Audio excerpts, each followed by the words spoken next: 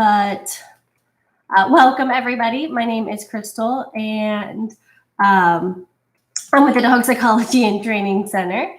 And today's topic is going to be why you shouldn't let your dog go potty on walks. And so not just pee, but we're talking about number 2 as well, and why that's a problem and why you shouldn't allow it. So for those of you who are just joining, again, my name is Krystal with the Dog Psychology and Training Center. And our topic is going to be about why you shouldn't let your dog potty on the walk. So let's start with goodness gracious me, why do dogs go potty on walks? So to think, well, if I pee on this or poop here, then all the other dogs are going to know this is mine.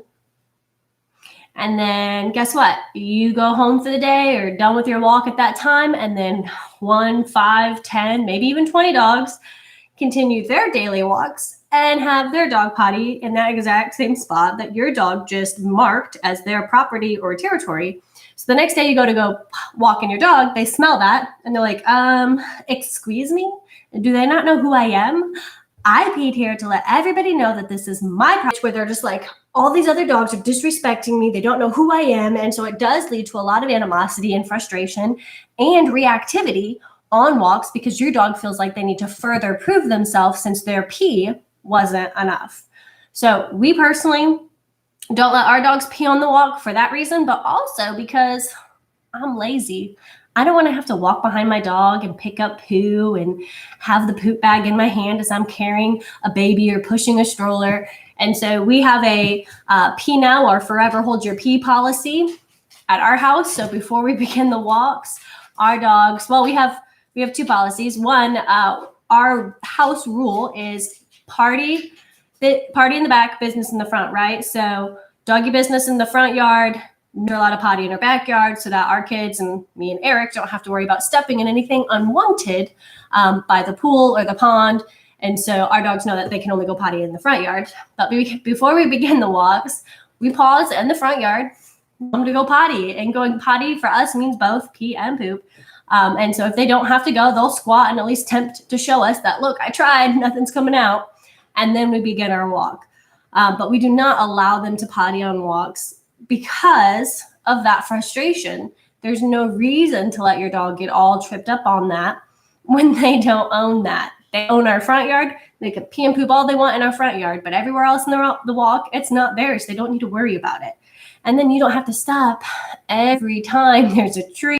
I think your neighbors are that too. So, and then you don't have to have the embarrassing pickup when your dog does a number 2 in a neighbor's yard. So it's really important to not let your dogs potty on the walk. Some people are like, well, I don't really have a yard, so we have to go for a walk. Okay, then pick one spot that is your designated potty zone. Let your dog eliminate there, and then you can continue your walk without having to stop every so often to let your dog pee. And it just has to be that. Or if you live in an apartment complex and your dog doesn't have its own backyard, and so other dogs are going to be pottying where your dog potties, again, you can still make it very clear. This is the only place you get to potty. Anywhere else is off limits, okay? And dogs are smart enough to comprehend that if you, as their owner, are diligent enough to hold them accountable to it. And so dogs are not super bright. They have the IQ of a toddler, which is very, very intelligent. But that of a toddler is still not quite that of as an adult, right? And so they have a lot of irrational thinking and a lot of irrational thoughts, especially when it comes to instinctual things like marking and territory and elimination. Both pee and poop are a sign of marking. Some people will be like, well, my dog poops in the house, but it doesn't pee, so it's not marking. Nope, your dog's marking with poo. It's the same thing.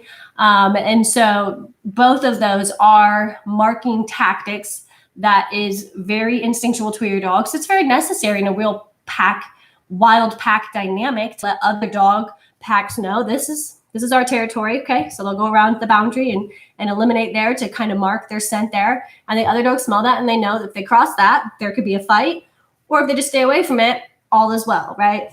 And so that is a very natural thing. It's not like an evil thing your dog's doing, but in the human world, it's not as easy as going around and peeing on everything you want to own, because life would be anarchy, right? And so dogs don't understand things like yard boundaries or property rules. And so it's your job as the adult in this situation to say, no, you're not allowed to potty here. It's just how it is. And dogs take to it very well.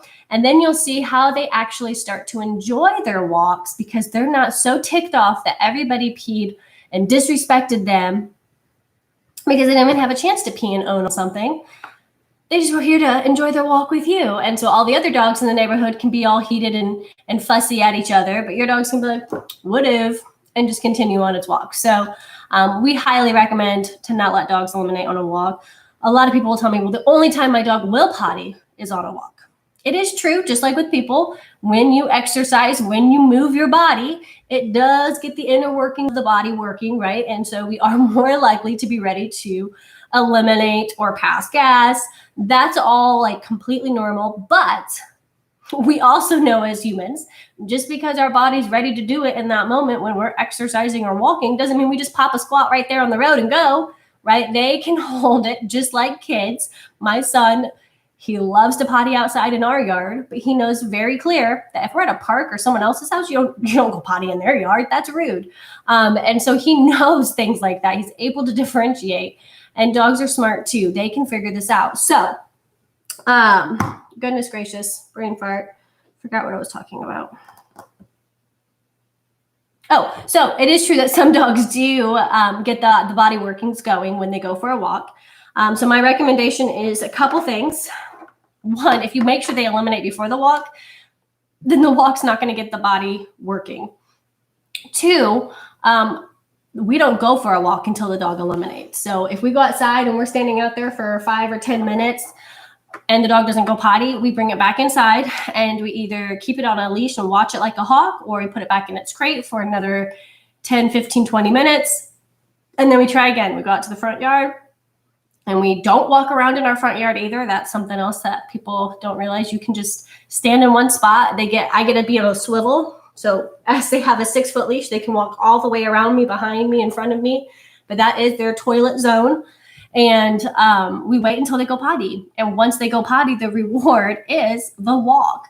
And then they don't have to eliminate on the walk. So there is a way to avoid that if you are committed to stopping it. And it is a joyous thing to not have to worry about picking up after your dog. But it just takes some commitment.